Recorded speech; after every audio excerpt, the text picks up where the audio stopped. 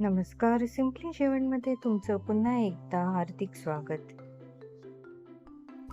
आज आपण करणार आहोत फरसबीची भाजी. यासाठी इथे मी घेतली आहे पाव किलो फरसबी.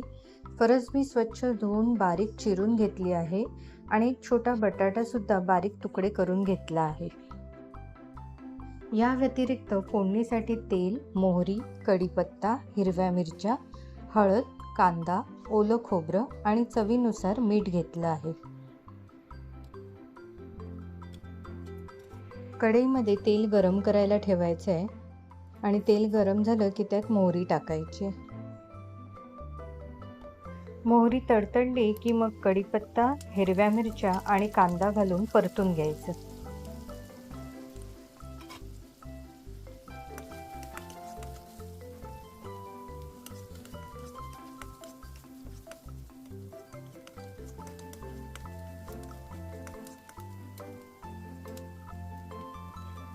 कांदा थोडा शिजला की यात हळद घालायची आणि मग कापलेला बटाटा घालून थोडंसं परतून घ्यायचं.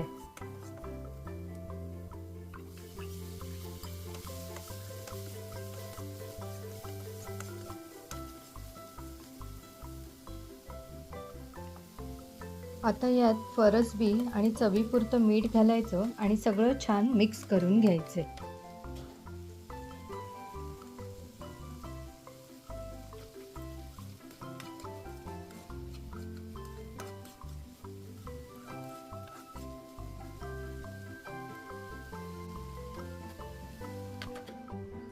भाजी झाकून वाफेला पाणी ठेवायचे आहे.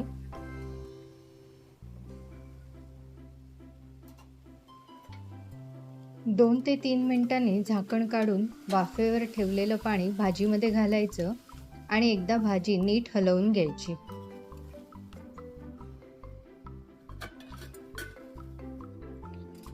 पुन्हा झाकून भाजी वाफेवर साधारण 10 मिनिटं शिजू द्यायची आहे. गरज वाटली तर भाजी खाली लागू नये म्हणून मध्ये मध्ये हलवून घ्यायची. आता वाफेला ठेवलेलं सगळं पाणी आटलेलं आहे आणि तुम्ही पाहू शकता भाजीसुद्धा छान शिजली आहे. यात आता ओलं खोबरं घालून सगळं छान मिक्स करून घ्यायचं.